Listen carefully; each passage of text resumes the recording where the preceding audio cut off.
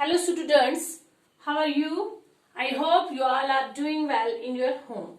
Today I am going to teach you a new lesson, Fitting the Doctor. By किसने लिखा है ये? Hamelin गॉर्लैंड and Helen थ्रसडेल Heath, ये लिखने वाले हैं इसके। तो बच्चों, ये जो फिचिंग द डॉक्टर, ये जो प्रोस है, तो ये जो फिचिंग द डॉक्टर, ये जो प्रोस है, तो बच्चों ये डॉक्टर को ले जाना है, डॉक्टर को ले जाना है। इसमें हम डॉक्टर के बारे में पढ़ने जा रहे हैं। फिच का मतलब है लाना या आने के लिए किसी को आमादा करना या जाकर लाना। इसमें आथर इस प्रोस के जरिए ये समझाने की कोशिश करता है कि वो जो भी मतलब फीलिंग की बात करते हैं या कितना रिलैक्सिंग या कितना रिलीफ उसको मिलता है जब हम किसी की हेल्प करने में, कितनी सेंस ऑफ सेटिस्फेक्शन हमें मिलती है जब हम किसी की हेल्प करते हैं। तो जब हम किसी की हेल्प किसी भी मतलब मुश्किल वक्त में करते हैं तो उस वक्त इंसान कितने अपने आप को रिलैक्स या हमें सेटिस्फेक्शन मिलती है।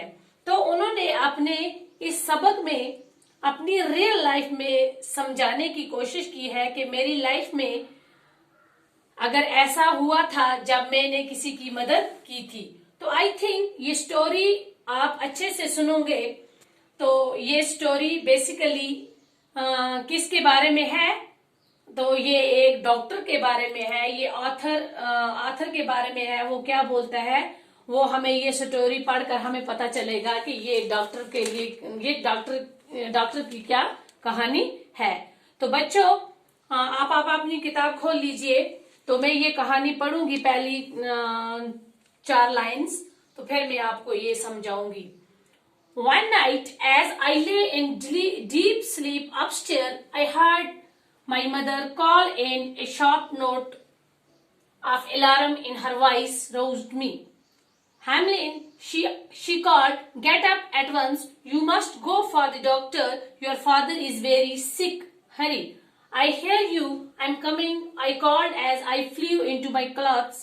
Still partly asleep, mother met me with a white, frightened face.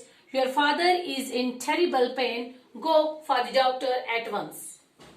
तो ये जो कहानी है बच्चों, ये one night as I lay in deep sleep upstairs. upstairs बोलते हैं मकान की ऊपर वाली मंजिल में। ये सोया था एक रात जब मैं सीढ़ियों से ऊपर वाली मंजिल में गहरी नींद में सोया था। I heard my mother called and sharp note of alarm in her voice roused me. तो मुझे मेरी माँ की आवाज सुनाई दी और उसकी आवाज में तशवीश के लहजे ने मुझे जगा दिया। Hamlin, she called, get up at once. Hamlin, उसने पुकारा, Hamlin, फौरन जाग उठो। You must go for the doctor. तुम्हें जरूरी तौर पर डॉक्टर के लिए जाना होगा। Your father is very sick. Hurry. तुम्हारा वालिद जो है वो बहुत बीमार है, जल्दी करो। I hear you. I'm coming. मुझे तुम्हारी आवाज सुनाई दे रही है, मैं आ रहा हूं। Your father is terrible pain. Go for doctor at once. हाँ, अब उसने कहा कि आपके बाप को बहुत ही क्या है, दर्दनाक शदीद पेन है, तो आप जल्दी जल्दी जाओ और फटाफट किसको लाओ? डॉक्टर को लाओ। I could hear my father cry out as I lighted the lantern and put on my coat. मैंने अपने वालिद को चिल्लाते हुए सुन सकता था जब मैंने ललटेन जलाई और अपना कोट पहना। I was 1 o'clock in the morning and the wind was cold. I carefully made my way through mud and rain to the bar. सुबह का 1 बज चुका था और हवा ठंडी थी जब मैंने कीचड़ और बारिश में से खलियान तक एहतियात के साथ रास्ता लिया। The thought of the long dark miles to town made my hands shake, but as the son of a soldier, I couldn't fail in my duty.